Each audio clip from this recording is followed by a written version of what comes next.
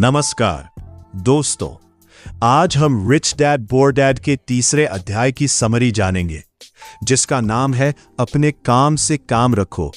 ये अध्याय हमें सिखाता है कि केवल नौकरी करना और हर महीने वेतन पाना आपको अमीर नहीं बना सकता। अगर आप वास्तव में आर्थिक रूप से सफल होना चाहते हैं तो आपको अपना ध्यान सिर्फ नौकरी पर नहीं बल्कि अपना फाइनेंशियल बिजनेस बनाने पर भी देना होगा। अधिकांश लोग जब किसी से पूछते हैं कि वो क्या करता है तो जवाब मिलता है, मैं शिक्षक हूं, मैं इंजीनियर हूं, मैं डॉक्टर हूं या मैं किसी कंपनी में नौकरी करता हूं। लेकिन रिच डैड कहते थे कि ये आपका पेशा है, आपका बिजनेस नहीं। यही वो जगह है जहां अधिकांश लोग गलती कर देते हैं। वे पूरी जिंदगी अपने मालिक के बिजनेस को बड़ा बनाने में लगा देते हैं, लेकिन अपना बिजनेस बनाने के बारे में कभी नहीं सोचते। रिच डैड के अनुसार अगर आप नौकरी करते हैं तो आपको अपना काम पूरी ईमानदारी से करना चाहिए, लेकिन साथ ही अपना फाइनेंशियल बिजनेस भी बनाना चाहिए। अब सवाल यह है कि फाइनेंशियल बिजनेस क्या होता है। फाइनेंशियल बिजनेस का मतलब है ऐसी एसेट्स बनाना जो आपके लिए लगातार पैसा कमाए, जैसे निवेश, किराए पर दी गई संपत्ति, शेयर, म्यूचुअल फंड, रॉयल्टी देने वाले प्रोडक्ट या कोई ऐसा बिजनेस जो आपकी मौजूदगी के बिना भी आय पैदा करे। रिच डैड कहते थे कि अमीर लोग अपनी आय का बड़ा हिस्सा एसेट्स खरीदने में लगाते हैं, जबकि गरीब और मध्यम वर्ग अपनी कमाई का बड़ा हिस्सा खर्चों और लायबिलिटीज पर खर्च कर देते हैं।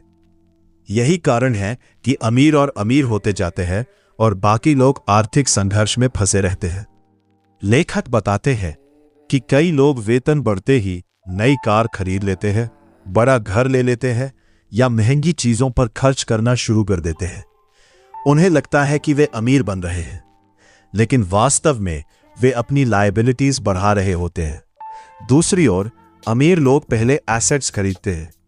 वे जानते हैं कि अगर एसेट्स बढ़ती रहेंगी तो भविष्य में आय अपने आप बढ़ेगी। रिच डैड ने लेखक को सिखाया कि नौकरी आपकी आय का स्रोत हो सकती है, लेकिन आपकी असली संपत्ति आपकी एसेट्स होती है। अगर किसी दिन आपकी नौकरी चली जाए तो वेतन बंद हो जाएगा, लेकिन अगर आपके पास अच्छी एसेट्स है तो वे आपके लिए पैसा कमाती रहेंगी।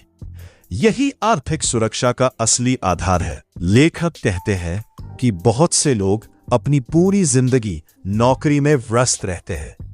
वे सुबह से शाम तक काम करते हैं, लेकिन कभी ये नहीं सोचते कि उनका पैसा उनके लिए कैसे काम करेगा।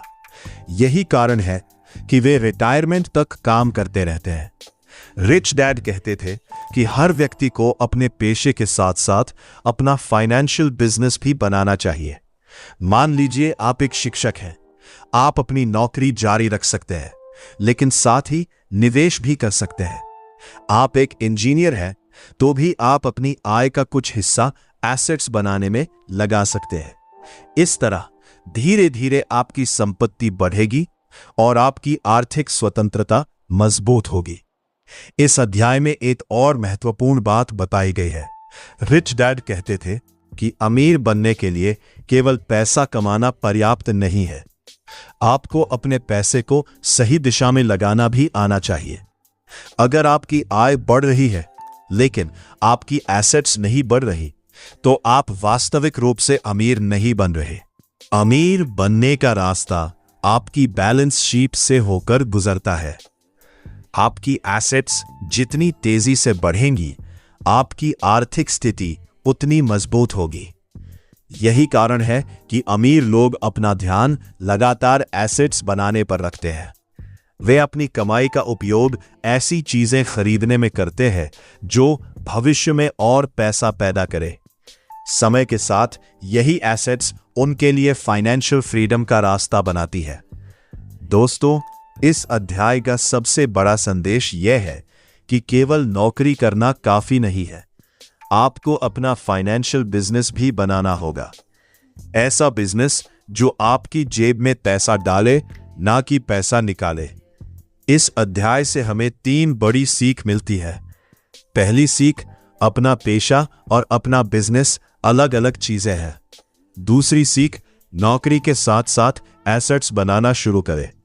तीसरी सीख, अमीर लोग खर्चों पर नहीं, एसेट्स बनाने पर ध्यान देते हैं। याद रखिए, अगर आप पूरी जिंदगी दूसरों का बिजनेस बनाते रहेंगे तो आर्थिक स्वतंत्रता हासिल करना मुश्किल होगा। लेकिन अगर आप अपना फाइनेंशियल बिजनेस बनाते हैं तो एक दिन पैसा आपके लिए काम करना शुरू कर देगा। इसी सोच के साथ आप फाइनेंशियल फ्रीडम की दिशा में आगे बढ़ सकते हैं। धन्यवाद। अगले अध्याय में हम जानेंगे कि टैक्स और कॉरपोरेशन का खेल कैसे काम करता है और अमीर लोग कानूनी तरीके से अपने पैसे को कैसे बचाते हैं। इसी तरीके से फाइनेंशियल एजुकेशन पाने के लिए इस चैनल को लाइक और सब्सक्राइब करें।